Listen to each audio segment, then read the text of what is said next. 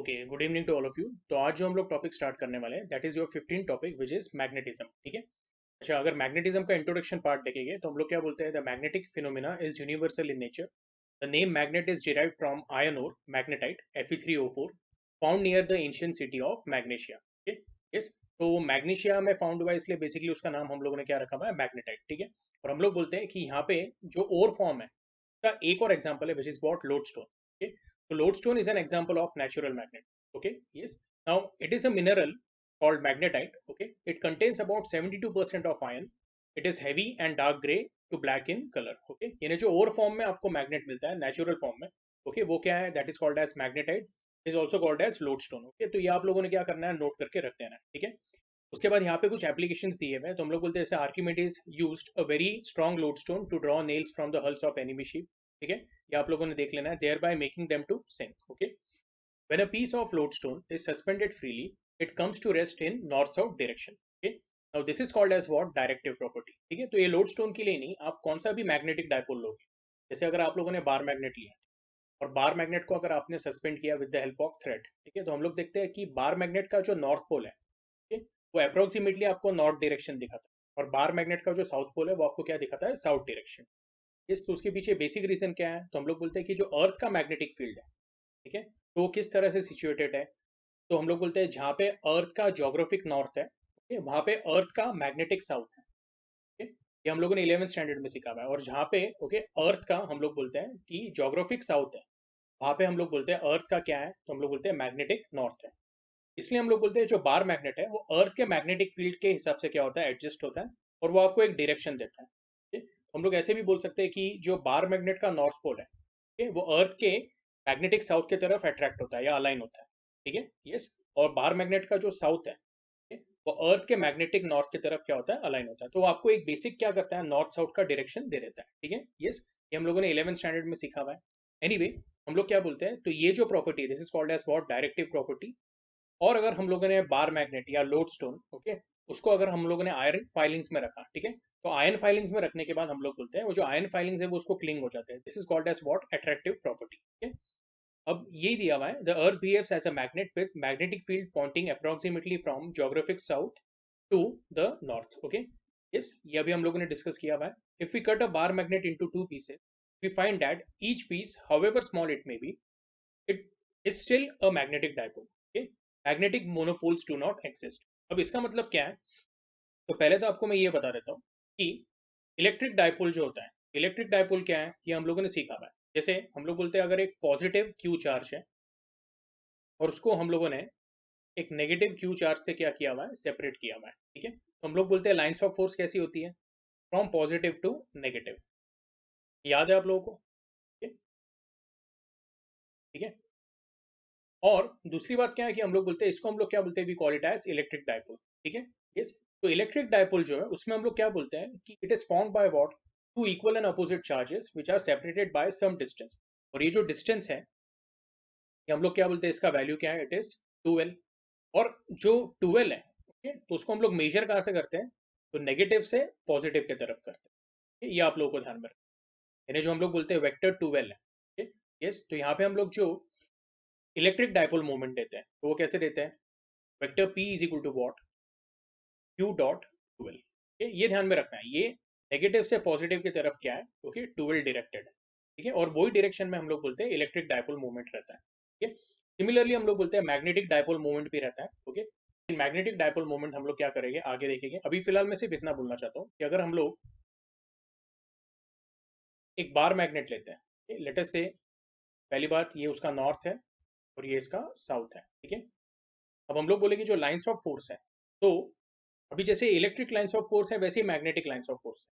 लेकिन electric lines of force कैसे है, तो हम लोग बोलते हैं it originates from positive charge and ends at what, negative charge. Okay. यहाँ पे कैसा रहता है, हम लोग बोलते हैं कि जो मैग्नेटिक लाइंस ऑफ फोर्स है, let us say if it originates from north pole, okay, तो एक्सटर्नली वो कहाँ पे जाता है, towards what, south pole. Exactly same logic है। ठीक है। लेकिन हम लोग बोलते हैं कि इंटरनली साउथ से नॉर्थ क्या होता है, वो वापस मीट होता है। ये आप लोगों को ध्यान में रखना है। तो हम लोग बोलते हैं कि जो मैग्नेटिक फील्ड है या मैग्नेटिक लाइंस ऑफ फोर्स है वो पूरा एक कंप्लीट लूप फॉर्म करता है। ये आप लोगों को ध्यान में रखना है। इंटरनली साउथ से नॉर्थ क्या है, ठीक है, वो कनेक्टेड रहता है, ये क्लियर है, ठीक है। यहाँ पे भी हम लोग इस तरह से दिखा सकते हैं, तो externally it is going from north to south, but internally हम लोग बोलेंगे, ओके, इंटरनली यानी थ्रू मैग्नेट हम लोग बोलेंगे it is moving from south to north. इसलिए जो स्टेटमेंट दिया हुआ है कि अगर हम लोग मैग्नेट को दो पीसेस में कट करते हैं, तो हम लोग क्या बोलेंगे, हमें यहाँ पे दो छोटे क्या मिलेंगे, मैग्नेटिक डायपोल्स मिल, या आप ऐसे बोल सकते हो दो छोटे बार मैग्नेट्स मिल जाए। तो जैसे ये नॉर्थ था, यहाँ पे हम लोग बोलेंगे ये साउथ हो जाएगा, ठीक है, ये साउथ था, तो ये क्या हो जाएगा, this is going to be, इसको भी अगर आप दो पीसेस में कट करोगे तो वापस क्या होगा, एक डायपोल फॉर्म होगा। ये पूरे डिस्कशन का मतलब क्या है, हम लोग बोलते हैं कि जब मैग्नेटिक डायपोल की बात आती है, okay, तो नॉर्थ और साउथ पोल, ठीक है, इसको हम लोग सेपरेट नहीं कर सकते। अगर आप उसको सेपरेट करने जाओगे तो हर एक नॉर्थ पोल के लिए एक और साउथ पोल क्या हो जाएगा, इंड्यूस हो जाएगा। ये आपको आ रहा है समझ में, ठीक है। हालांकि इलेक्ट्रिक डायपोल में हम लोग पॉजिटिव क्यू चार्ज और नेगेटिव क्यू चार्ज को हम लोग क्या कर सकते हैं, आइसोलेट कर सकते हैं। ये आपको आ रहा है समझ में, यानी प्लस क्यू को हम लोगों ने आइसोलेट कर दिया, एक बॉक्स में रख दिया, ओके, और माइनस क्यू को भी हम लोगों ने आइसोलेट कर दिया, एक बॉक्स में रख दिया, और इनका इंडिविजुअल भी क्या रहेगा, खुद का एक इलेक्ट्रिक फील्ड रहेगा, ठीक है। लेकिन हम लोग बोलते हैं कि बार मैग्नेट या मैग्नेटिक डायपोल या लोडस्टोन के केस में ऐसा पॉसिबल नहीं है। ये क्लियर है आप लोगों को? उसके बाद फिर हम लोग क्या बोलते हैं, a circular current loop as a magnetic dipole, ठीक है। यस, अभी ये हम लोगों ने 11th स्टैंडर्ड में सीखा हुआ है। We know that the magnetic induction at a point on axis at distance x from the center of the circular coil of radius a carrying a current I, okay, is given by B is equal to mu 0 I a square upon 2 bracket a square plus x square raised to 3 by 2, ठीक है। अब इसका मतलब क्या है, मैं आपको यहाँ पे बता देता हूँ, ये पार्ट को मैं इरेज कर देता हूँ। तो हम लोग बोल रहे हैं कि अगर एक सर्कुलर कॉइल है, okay, which is carrying current I, तो अलोंग द एक्सेस, अगर मैं बोल रहा हूँ this is the centre, late us से सी, और यहाँ पे एक पॉइंट पी ले रहा हूँ, ठीक है, और मैं बोल रहा हूँ ये डिस्टेंस क्या है, एक्स है, ठीक है। यस, तो हम लोग बोलेंगे अगर ये वाला डिस्टेंस क्या है, if we call it as A, A is what, radius, ठीक है। तो ऐसे केस में हम लोग क्या बोलते हैं, B is equal to mu zero I A square upon 2 into bracket A square plus X square raise to 3/2, ठीक है। अभी आपको बस ध्यान में रखना है कि ये जो म्यू जीरो है, ठीक है, तो हम लोग बोलते हैं it is permeability of the medium, ठीक है। यस, अच्छा, यहाँ पे जो डायरेक्शन रहेगा मैग्नेटिक इंडक्शन का, okay, so it will be given by what, तो बोलेंगे it will be given bye, okay, right hand rule. ये आपको ध्यान में रखना है, ठीक है। तो बेसिकली अगर मैं यहाँ पे राइट हैंड रूल लगाता हूँ, क्योंकि आप देख रहे हो कि जो करंट फ्लो हो रहा है वो कौन से डायरेक्शन में फ्लो हो रहा है, एंटी क्लॉकवाइज डायरेक्शन में, ओके। अगर मैं राइट हैंड रूल लगाता हूँ, ओके, तो मुझे क्या पता चलता है कि जो यहाँ पे अगर मैं बोल रहा हूँ direction of current is given by the curled finger, तो थंब क्या इंडिकेट करने वाला है, thumb will indicate what, the direction of the magnetic field, ठीक है। तो पॉइंट पी पे जो मैग्नेटिक फील्ड रहने वाला है, ठीक है, वो कैसा रहेगा, फ्रॉम लेफ्ट टू राइट, यानी from centre, okay, towards P. तो मैं आपको डायरेक्शन की बात बता रहा हूँ, तो यहाँ पे पॉइंट पी पे जो भी तो बोलेंगे कि जो मैग्नेटिक इंडक्शन रहने वाला है उसका डायरेक्शन कैसा रहेगा, अलोंग द एक्सिस रहेगा, ठीक है। इसको थोड़ा सा अच्छे से बना लेते हैं हम लोग, इस तरह से यहाँ पे वेक्टर बी का, ओके, डायरेक्शन रहेगा। अच्छा, एक और बात है, बी का जो मैग्नीट्यूड है वो इससे दिया जाता है, ठीक है। अच्छा, इसमें एक केस ऐसा है कि अगर मैं बोलता हूँ if x is very much greater than a, यानी जो x का वैल्यू है वो एज कम्पेयर टू a क्या है, काफी ज्यादा है, ठीक है? तो ऐसे केस में हम लोग बोलते हैं X square plus A square is approximately equal to what, X square itself. ये क्लियर है, ठीक है। तो ऐसे केस में हम लोग बोलेंगे जो हमारा इक्वेशन रहेगा that will become b is equal to mu zero I A square upon 2 into bracket A square plus X square को क्या सब्स्टिट्यूट करेंगे हम लोग, एक्स स्क्वायर करेंगे रेस टू 3/2, तो यहाँ पे ये स्क्वायर का 2 और ये 3/2 का जो हाफ है, ओके, यस, 3/2 का हाफ यानी 3 इंटू हाफ जो है, तो वो हाफ और ये स्क्वायर कैंसिल हो जाएगा, आपको क्या मिलेगा, this going to be mu zero I, okay, A square upon 2x³ ये क्लियर है, ठीक है। तो इसमें एक और बात है आपको ये ध्यान में रखनी है, ठीक है। इसको रीअरेंज करके मैं ऐसा लिखता हूँ mu zero I, okay, A square जो है, तो यहाँ पे पाई का फैक्टर डाल देता हूँ, तो ये हो जाएगा पाई ए स्क्वायर, ठीक है, और ये हो जाएगा आपका is going to be 2 pi x³ अब पाई स्क्वायर यानी क्या हो गया, तो हम लोग बोलेंगे it is area of what, circular coil, A is equal to pi A square, okay, area of this circular coil, okay. तो ये आपका क्या हो जाएगा, this is going to be mu zero I into capital A upon जो 2 पाई उसको वैसे ही रहने देते हैं और यहाँ पे आ जाएगा एक्स क्यूब। अब जो आई इंटू ए है, ठीक है, तो ये हम लोगों ने 11th स्टैंडर्ड में सीखा हुआ है। Magnetic moment M, okay, due to a circular coil carrying current I having area A is given by what? M is equal to I into A। ये क्लियर है? तो ये लॉजिक से हम लोग बोलेंगे, इसको मैं रीअरेंज करके ऐसा लिखता हूँ, म्यू जीरो, ओके, यहाँ पे I इंटू ए को मैंने M बोल दिया, एंड 2 पाई एक्स क्यूब को वैसे ही रखा हम लोग, ठीक है, यस। अच्छा, अभी हम लोग क्या करेंगे, तो म्यू जीरो का जो वैल्यू है वो आप लोगों को पता है, it is 4 pi into 10 raise to minus 7, ये क्लियर है। तो उसको रीअरेंज हम लोग किस तरह से करेंगे, मैं यहाँ पे इसको इस तरह से लिख देता हूँ, म्यू जीरो को ओके एज इट इज रहने देता हूँ, यहाँ पे m को मैं 2 का फैक्टर लगा देता हूँ और यहाँ पे क्या कर देता हूँ, 4 पाई कर देता हूँ, okay, yes. So this is going to be mu zero upon 4 pi 2m upon X cube, okay. यहाँ पे डिवीजन का साइन लगा देता हूँ, 2m अपॉन एक्स क्यूब, या फिर इसको ऐसा लिख सकते हैं हम लोग, mu zero upon 4 pi 2m whole upon X cube, ये क्लियर है, ठीक है। अच्छा, ये जो फॉर्मूला है ये आपके टेक्स्ट बुक में भी दिया हुआ है, b is equal to mu zero upon 4 pi 2m upon X cube, okay. अब ये जैसे हम लोग बोलते हैं ये मैग्नेटिक फील्ड का फॉर्मूला है, तो हम लोग बोलेंगे सेम एनालॉजी के साथ हम लोग क्या बोलेंगे, अगर मैं इलेक्ट्रिक फील्ड ऑफ डाइपोल निकालना चाहता हूँ, ओके, तो अगर इलेक्ट्रिक डाइपोल है ना, एक प्लस क्यू चार्ज है और एक माइनस क्यू चार्ज है, ओके, यस, तो हम लोग बोलेंगे कि जो इलेक्ट्रिक फील्ड ऑफ डाइपोल रहने वाला है तो वो कैसे रहेगी हम लोग, yes, so will say capital E is equal to mu zero upon 4 pi के जगह पे क्या आ जाएगा, 1/4 पाई एप्सिलॉन नॉट, 2m के जगह पे क्या आ जाएगा, ट्वाइस पी आ जाएगा, और जो एक्स क्यूब है उसके जगह पे एक्स क्यूब ही रहेगा, ठीक है, यस। हम लोग बोलते हैं mu zero is analogous to what, 1/एप्सिलॉन नॉट, ये क्लियर है, ठीक है। आपको यहाँ पे बता देता हूँ, तो बी हम लोगों ने कैसे लिखा हुआ है, mu zero upon 4 pi 2m upon X cube, ठीक है। अब ये क्या है, तो ये हम लोग बोलते हैं this is for magnetic induction.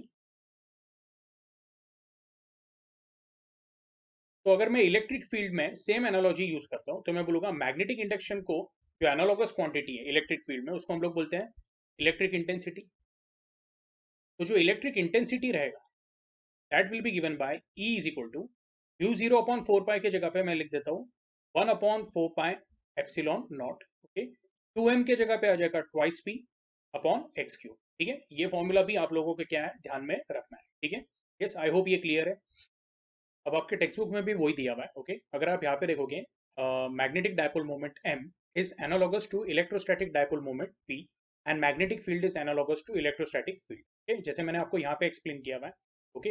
जैसे हम लोग बोलते हैं अगर मैग्नेटिक इंडक्शन है तो जब मैं b की बात करता हूँ तो it is analogous to what, electric intensity, ठीक है। अगर मैं m की बात करता हूँ तो it is what, it is magnetic moment, it is okay, you can say analogous to electric dipole moment, ये क्लियर है, ठीक है। अच्छा, अब इसमें हम लोग क्या बोलते हैं कि if a current carrying loop is kept in an external magnetic field, तो हम लोग बोलते हैं it experiences a torque which is given by tau is equal to what, vector tau is equal to vector m a cross vector b। तो हम लोग क्या बोलते हैं, this is when, तो when it is placed in external magnetic field, okay, और हम लोग बोलते हैं कि it also generates its own magnetic field। इसका मतलब क्या है, एक करंट कैरिंग कॉइल को अगर हम लोगों ने एक्सटर्नल मैग्नेटिक फील्ड में रखा तो हम लोग बोलेंगे जो करंट कैरिंग कॉइल है वो खुद का भी मैग्नेटिक फील्ड क्या करेगी, जनरेट करेगी, और जो एक्सटर्नल मैग्नेटिक फील्ड है और उसका खुद का मैग्नेटिक फील्ड है वो इंटरैक्ट होगी और उसके ऊपर एक टॉर्क एक्ट होगा, is given by what, vector tau is equal to vector M cross vector B, ठीक है। और ये आपको ध्यान में रखना है, मैं यहाँ पे लिख देता हूँ, vector tau is equal to vector M cross vector B, ये हम लोग बोलते हैं this is torque acting on a magnetic dipole, okay, which is kept in external magnetic field. Similarly हम लोग बोलते हैं कि इलेक्ट्रिक डाइपोल जो रहता है उसके ऊपर भी एक टॉर्क एक्ट होता है, अगर मैं उसको एक्सटर्नल इलेक्ट्रिक फील्ड में रखता हूँ, ठीक है, तो उसका फॉर्मूला क्या रहेगा, तो मैं बोलूंगा फॉर इलेक्ट्रिक फील्ड,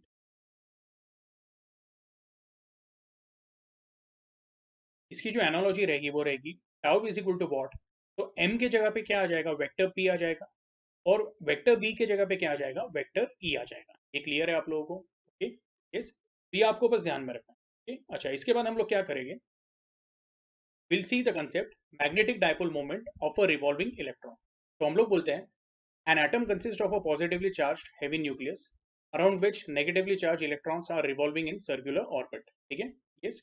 अब यहाँ पे बेसिकली क्या दिया हुआ है, तो हम लोग बोलते हैं कि uniform circular motion of an electron in an atom, ठीक है, तो आप इसको एज अ हाइड्रोजन एटम भी कंसिडर कर सकते हैं जिसके न्यूक्लियस का चार्ज क्या है, प्लस ई है। हाइड्रोजन न्यूक्लियस में हम लोग बोलते हैं एक ही प्रोटॉन है, ठीक है।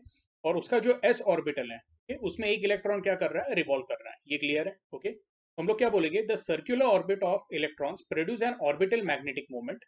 In addition to the orbital magnetic moment, the electron has an intrinsic magnetic moment called as spin magnetic moment. ठीक है?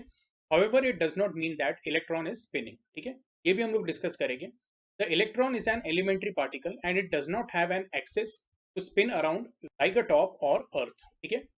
The microscopic roots of magnetism in iron and other materials can be traced back to this spin magnetic moment. ठीक है? अब आपको एकदम simple logic बताता हूँ. मैं यहाँ पे ही दिखा देता हूँ. ये पार्ट को मैं क्लियर करता हूँ. तो हम लोग बोल रहे हैं कि लेटर से ये जो सेंटर है, में हम लोगों ने न्यूक्लियस कंसिडर किया है.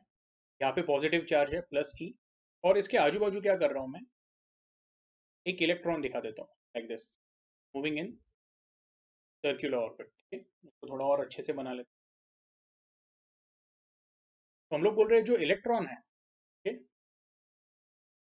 माइनस ई, लेटर से अगर वो एंटी क्लॉकवाइज डायरेक्शन में क्या हो रहा है, मूव हो रहा है. ठीक है, तो ऐसे केस में हम लोग क्या कर सकते हैं, इसको इक्वेट कर सकते हैं, okay, as a current carrying circular coil. Okay, लेकिन हम लोग बोलते हैं कि इलेक्ट्रॉन्स जो डायरेक्शन में फ्लो होते हैं, ठीक है, तो वो डायरेक्शन के अपोजिट डायरेक्शन में हम लोग क्या बताते हैं, कन्वेंशनल करंट. ठीक है, तो जो इलेक्ट्रॉन का फ्लो है यहाँ पे, उसको मैं डबल एरो से दिखा देता हूँ.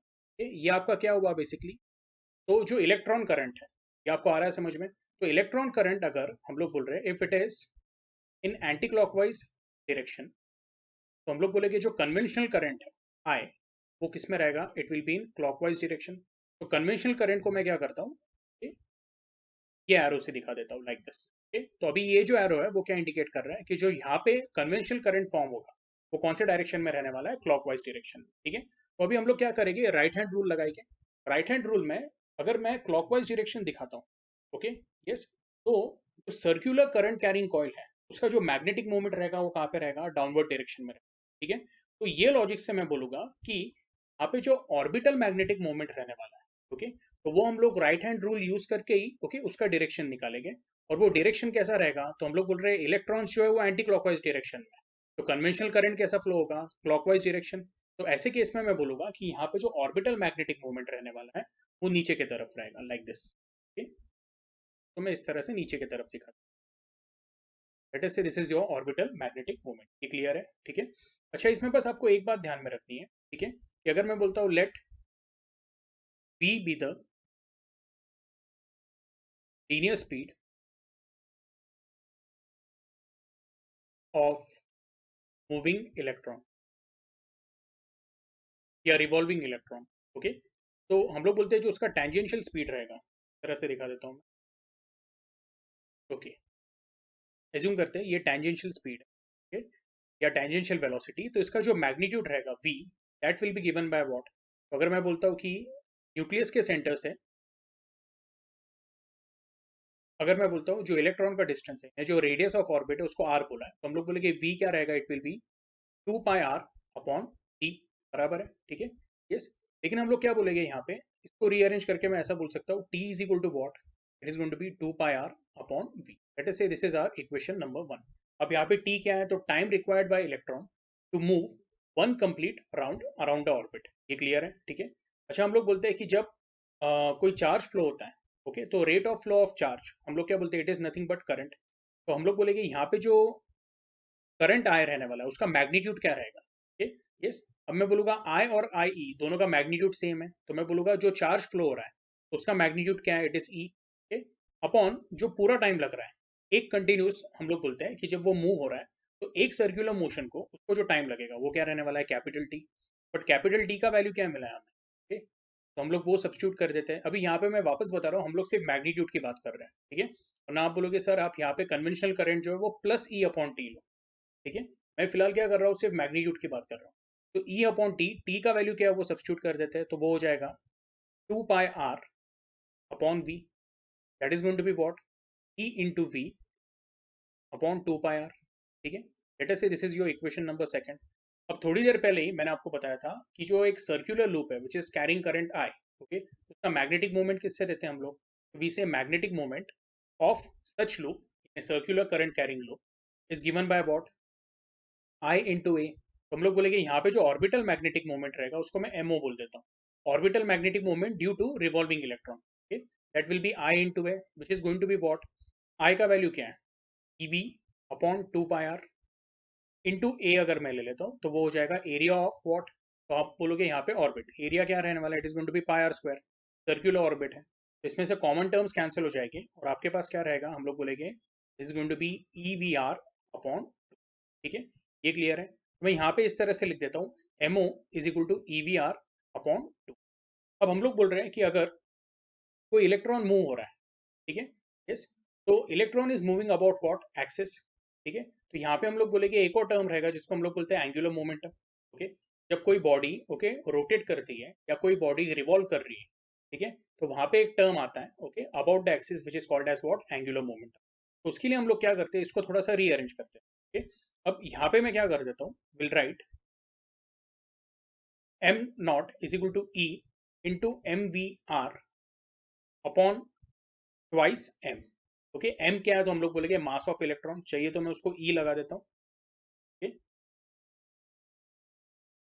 तो ये आपका क्या हो जाएगा? This is going to be E upon twice M E. यहाँ पे एम ई क्या है? Mass of electron. ई क्या है? It is charge of electron. Okay, and M V R जो रहेगा तो वो क्या रहेगा? It will be orbital okay angular momentum, ये आपको ध्यान में रखना है, ठीक है, उसको मैं बोल देता हूँ एलओ। ठीक है, तो आपको यहाँ पे एक और रिलेशन मिल जाता है, MO is equal to what? E upon twice M E into LO.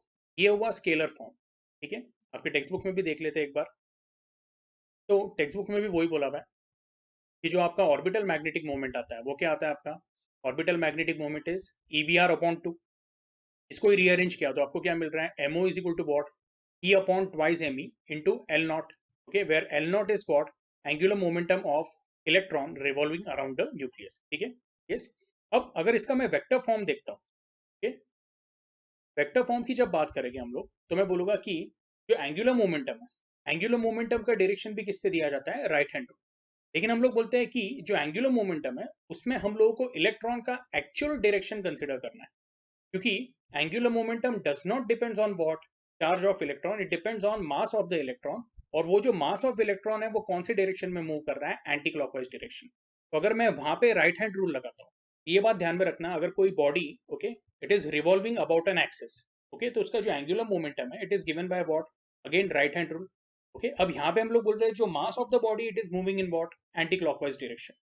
Conventional current के टाइम पे हम लोग क्या बोलते हैं कि अगर इलेक्ट्रॉन हम लोग बोल रहे हैं एंटी क्लॉकवाइज मूव हो रहा है तो कन्वेंशनल करंट में हम लोग ऐसा एज्यूम करेंगे कि इसका इक्विवेलेंट क्या है? प्लस ई कैसे मूव हो रहा है? क्लॉकवाइज।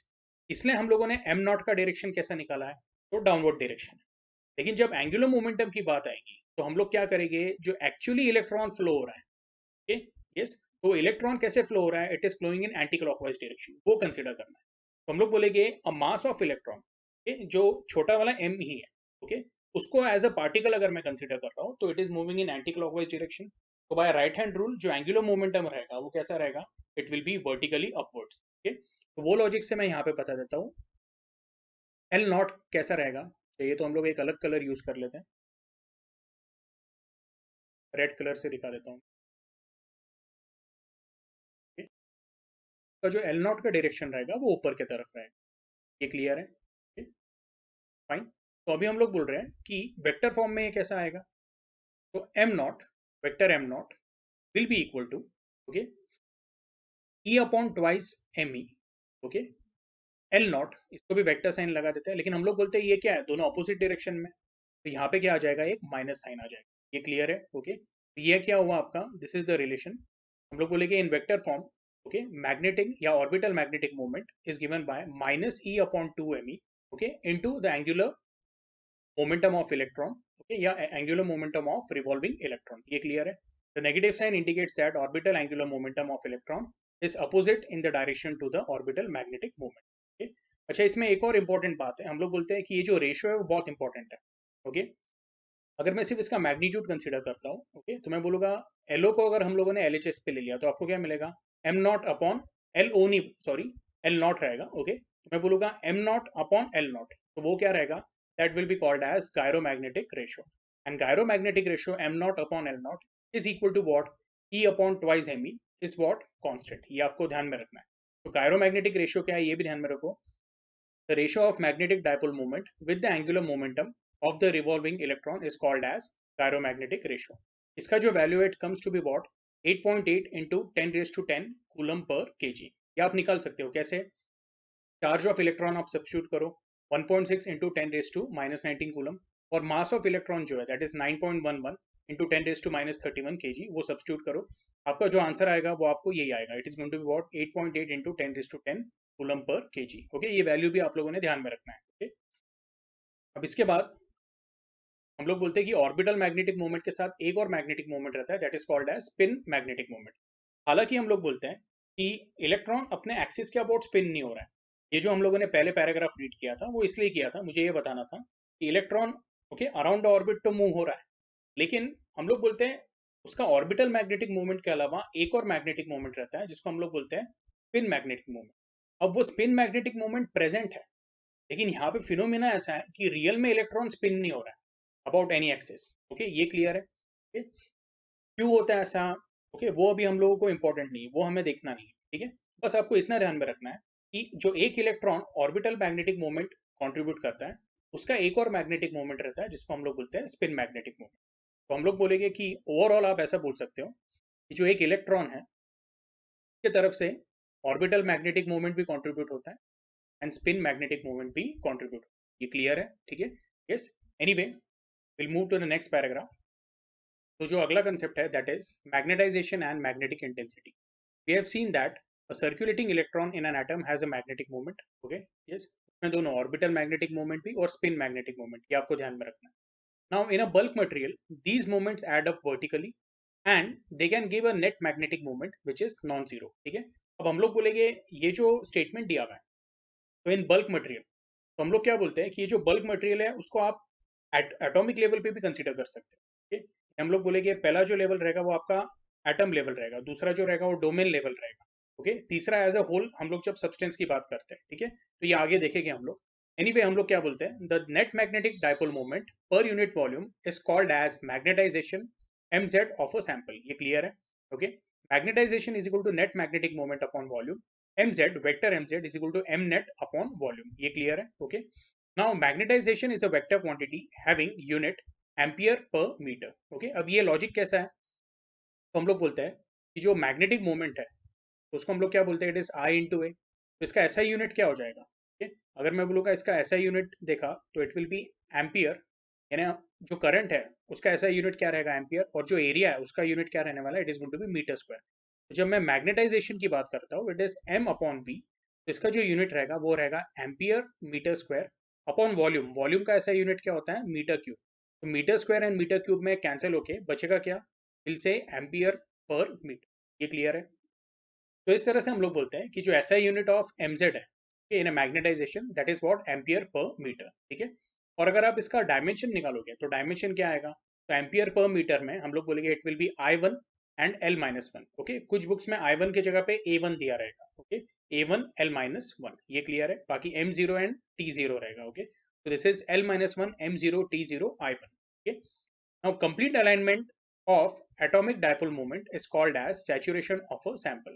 अब ये एग्जैक्टली क्या है वो भी मैं आपको बताता हूँ। ठीक है, यस, तो हम लोग बोलते हैं कि एटॉमिक डायपोल मोमेंट क्या होता है। ओके, ये आपको ध्यान में रखना है कि एटॉमिक लेवल पे जितने भी इलेक्ट्रॉन्स है, ओके, अगर उनके सब ऑर्बिटल और स्पिन मैग्नेटिक मोमेंट हम लोगों ने ऐड किए और ओवरऑल हम लोग बोल रहे हैं there is some net magnetic moment in a given direction, तो हम लोग बोलते हैं वो एटम जो है it will act as what, okay, magnetic dipole, and that is called as what, atomic dipole. Okay, और वो एटॉमिक डायपोल का जो नेट मैग्नेटिक मोमेंट रहेगा, ओके, यस, तो हम लोग बोलेंगे the complete alignment of the atomic dipole moment is called the saturation of the sample. इसका मतलब क्या, तो एक सैंपल में हम लोग बोलेंगे, ये स्पेस को मैं क्लियर कर देता हूँ, तो एक सैंपल में हम लोग बोलेंगे n नंबर ऑफ एटम्स है। ठीक है, हर एक एटम का जो डायपोल मोमेंट है वो अलग डायरेक्शन में रहेगा, लाइक दिस, रैंडम डायरेक्शन में क्या रहेगा, ये अलाइंड रहेंगे। ये क्लियर है? ओके, सपोज अगर मैं एक स्ट्रॉन्ग मैग्नेटिक फील्ड अप्लाई करता हूँ, ठीक है, यस, तो स्ट्रॉन्ग मैग्नेटिक फील्ड अप्लाई करने की वजह से हम लोग बोलेंगे कि जितने भी एटॉमिक के डायपोल रहेंगे वो खुद को क्या करेंगे, अलाइन करेंगे। खुद को अलाइन करने के बाद वो कुछ इस तरह से हो जाएगी। अब हम लोग क्या बोलेंगे कि ये पर्टिकुलर जो आपको कंडीशन दिख रही है, this is called as what, saturation. Saturation यानी क्या? तो इसमें हम लोग बोलेंगे कि जो ओवरऑल नेट मैग्नेटिक मोमेंट है वो मैक्सिमम हो गया। किसका? तो हम लोग बोल रहे हैं कि जो हम लोग पर्टिकुलर डोमेन कंसिडर कर रहे हैं। अब ये डोमेन यानी क्या? तो आप इसको can say some part of a substance, जिसको कंसिडर किया था। इनिशियली ये जो डोमेन के जितने भी एटम्स थे, उनका हर एक का जो मैग्नेटिक मोमेंट था वो कैसा था? अलग अलग डायरेक्शन में अलाइन था। लेकिन जब स्ट्रॉन्ग मैग्नेटिक फील्ड मैंने अप्लाई किया तो सबके सब क्या हो गए? अलाइन हो गए। ठीक है। हम लोग बोलते हैं ये जो केस है ये आप किस में देखते हैं? Ferromagnetic substance. ये आगे हम लोग डिस्कस करने वाले हैं। अब जो कंडीशन है इसको हम लोग क्या बोलते हैं? We call it as saturation. Okay, yes, वही आपको यहाँ पे टेक्स्ट बुक में दिया हुआ है। Okay, complete alignment of atomic dipole moment is called saturation of the sample.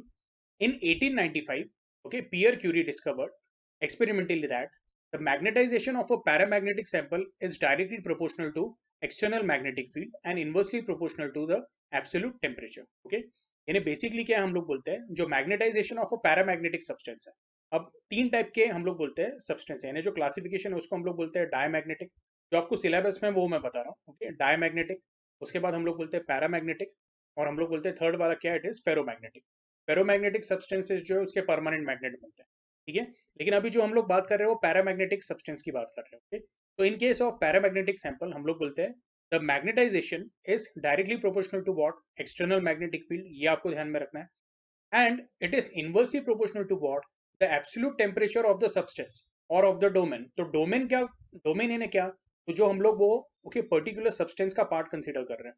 Okay, उसका टेम्परेचर क्या है? तो हम लोग बोलते हैं उसके ऊपर भी क्या है? मैग्नेटाइजेशन डिपेंडेंट है। Okay, mz is what? Inversely proportional to T. यानी अगर टेम्परेचर ज्यादा रहेगा तो मैग्नेटाइजेशन क्या होगा? कम होगा। तो इसके पीछे रीजन क्या है? तो हम लोग बोल रहे हैं अगर टेम्परेचर ज्यादा रहा तो जो एटम्स है उनका जो एटॉमिक वाइब्रेशन है वो क्या हो जाता है? इंक्रीज हो जाता है।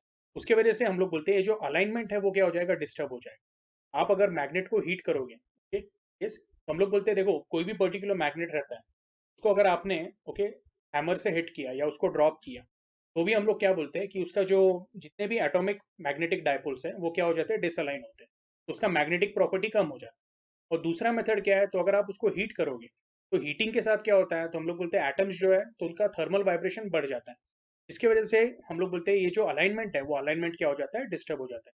इसलिए हम लोग बोलते हैं कि जो मैग्नेटाइजेशन है it is inversely proportional to what? Absolute temperature. ये क्लियर है। And magnetization is also directly proportional to what? External applied magnetic field.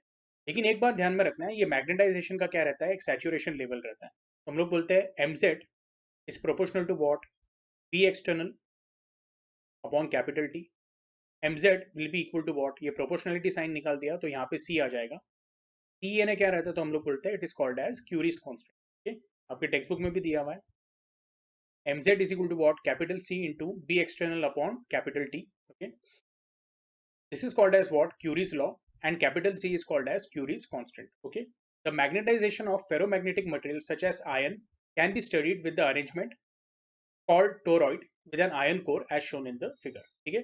अब जो toroid है, तो toroid exactly क्या है वो हम लोगों ने लास्ट लेक्चर में देखा हुआ है। ठीक है, यस।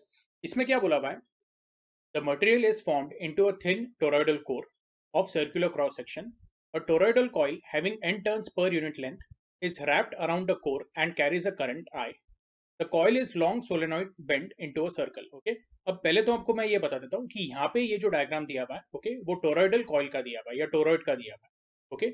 और इसके बीच में हम लोग क्या बोलते हैं? तो एयर या फ्री स्पेस है। एयर या आप ऐसे बोल सकते हो वैक्यूम है। ये क्लियर है? यस। अब आपको इसमें ये ध्यान में रखना है। The magnitude of magnetic field inside the coil would be given by what? V naught is equal to mu naught into n into I, where mu naught is what? It is permeability of vacuum.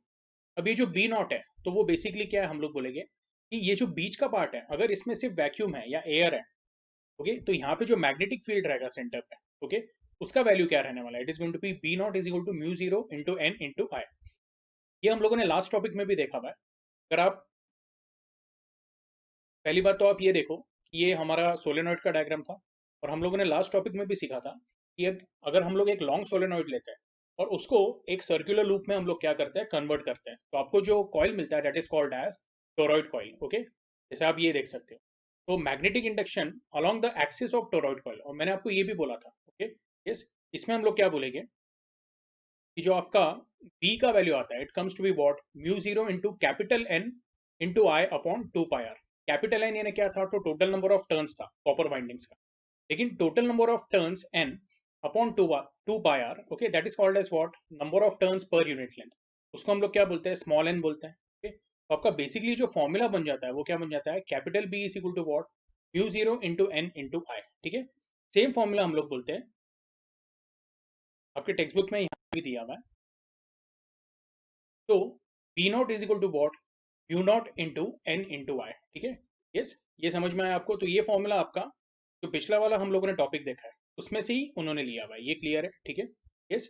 Anyway, will say if iron core were present, the magnetic field B inside the coil, okay, is greater than B naught. Okay, yes, we can write the magnitude of this field as B is equal to B naught plus Bm। यानी अभी क्या बोला हुआ है कि अगर vacuum या free space के जगह पे ये जो बीच का पार्ट है उसको हम लोग क्या करते हैं, एक आयन कोर से रिप्लेस करते हैं। ठीक है, तो हम लोग बोलेंगे कि जो ओवरऑल जो मैग्नेटिक फील्ड है, ओके, उसका जो मैग्नीट्यूड रहेगा, it will be given by what, B is equal to B naught plus B M.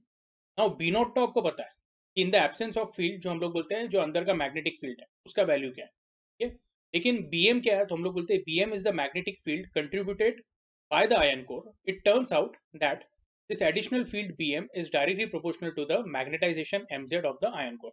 अब एकदम सिंपल है कि हम लोग बोलेंगे जो टोरॉइड कॉइल की वजह से जो मैग्नेटिक फील्ड जनरेट होगा, तो अगर मैं अंदर एक आयन कोर रखता हूँ तो उसका भी क्या हो जाता है, मैग्नेटाइजेशन हो जाता है। ओके, उसके अंदर के जितने भी हम लोग बोलेंगे, ओके, एटॉमिक डाइपोल्स हो गए, वो अलाइन हो गए और वो आपको एक नेट मैग्नेटिक फील्ड देंगे। ठीक है, वो जो नेट मैग्नेटिक फील्ड रहने वाला है, that is going to be what, it is going to be Bm। Okay, now Bm is equal to what, it is mu zero into Mz।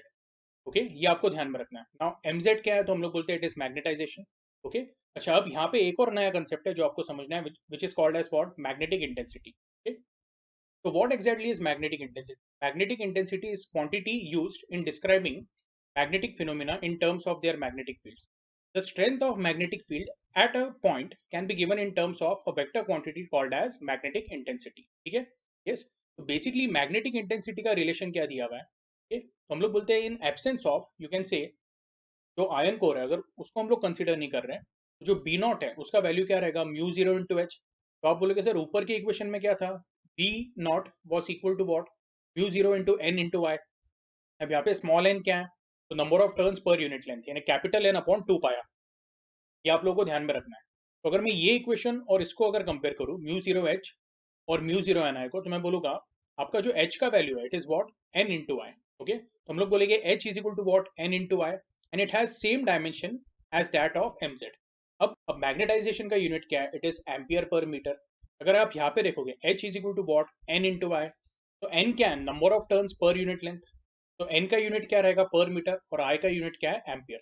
तो h का भी यूनिट क्या रहता है, it is ampere per metre. ठीक है, तो हम लोग बोलते हैं magnetic intensity has the same unit, ampere per metre, and also has the same dimension, okay, as the magnetization. ये आपको बात ध्यान में रखना है, magnetic intensity and magnetization, okay, दोनों का यूनिट क्या है, एम्पियर पर मीटर, एंड उसका जो डायमेंशन है वो है L-1, M0, T0 and I1। ठीक है, ये क्लियर है? एग्जाम में I1 की जगह पे कैपिटल A1 भी आ सकता है। ठीक है, yes। अब हम लोग क्या बोल रहे हैं, ये जो दो इक्वेशन है ये आप लोगों को ध्यान में रखना है। ठीक है, अब अगर मैंने ये दोनों इक्वेशन की वैल्यू, जो मेन वाला इक्वेशन है, हम लोग क्या बोलेंगे, B is equal to what, it is B naught plus B M. Okay, मैं यहाँ पे लिख देता हूँ, ये पार्ट को हम लोग क्लियर कर देंगे। B is equal to what, it is B naught plus Bm। But B naught को हम लोगों ने क्या बोला है, तो basically it is mu zero into N into I. ठीक है, और जो Bm है तो उसको हम लोगों ने क्या बोला है, it is mu zero into M Z. ये क्लियर है? ओके, तो यही वैल्यू हम लोगों ने क्या किया है, यहाँ पे सब्स्टिट्यूट किया है। ठीक है, और इसमें से हम लोगों ने म्यू नॉट कॉमन ले लिया, म्यू नॉट कॉमन ले लिया। एन इंटू आई का वैल्यू क्या है, तो हम लोग बोलते हैं it is H, which is what, magnetic intensity, plus हम लोग बोलेंगे this is going to be what, M Z. अब हम लोग क्या बोलते हैं, ये जो एच और एम जेड है, ठीक है, इनका यूनिट क्या है, हम लोग बोलेंगे सेम है। तो इनके बीच में भी कुछ ना कुछ रिलेशन होगा, तो वो रिलेशन कैसे देखेंगे हम लोग, तो यहाँ पे बोला हुआ है हम लोगों ने, the magnetization and magnetic intensity is mathematically expressed as what, M Z is equal to what, chi into H. ये जो सिंबल है वो क्या है, उसको बोलते हैं काय। ये आपको लैम्बडा जैसा जो दिख रहा है तो हम लोग क्या बोलते हैं, chi. And chi is called as what, magnetic susceptibility. Okay, magnetic susceptibility is small and positive for paramagnetic materials. Okay, whereas हम लोग बोलेंगे डायमैग्नेटिक मटेरियल के लिए क्या है, तो हम लोग बोलते हैं magnetic susceptibility small and negative. ठीक है, यस, एक बात आपको ध्यान में रखना है, फेरोमैग्नेटिक सब्सटेंस के लिए हम लोग बोलते हैं कि जो काय का वैल्यू रहता है वो काफी ज्यादा रहता है, लेकिन पैरामैग्नेटिक और डायमैग्नेटिक के लिए क्या रहता है, ये स्मॉल रहता है. ये हम लोग आगे देखने वाले हैं. तो इसमें एक और बात है कि पैरामैग्नेटिक सब्सटेंस के लिए ये पॉजिटिव रहता है और डायमैग्नेटिक के लिए नेगेटिव रहता है. ये फैक्ट आपको ध्यान में रखना है. ठीक है, यस. तो mz इज इक्वल टू काय इंटू एच, ये अगर हम लोगों ने ऊपर के इक्वेशन में डाल दिया, ठीक है, या फिर हम लोगों ने इस तरह से सब्स्टिट्यूट कर दिया, तो आपको यहाँ पे क्या मिलेगा, you not H plus mz को क्या डाल रहे हैं हम लोग, तो काय इंटू एच. ओके, इस अब इसमें से हम लोग क्या करेंगे, तो अगर यहाँ से मैंने h को कॉमन ले लिया तो आपके पास क्या रहेगा, one plus, okay, to be chi, और ये जो वन प्लस काय है तो इसको हम लोग एक सिंबल दे देते हैं, one plus chi is called as mu R. Okay, तो ये हो जाएगा mu not into mu R into this H. Mu R ये क्या है, तो हम लोग बोलते हैं इट इज रिलेटिव परमेबिलिटी, ये ध्यान में रखना है. ठीक है, यस.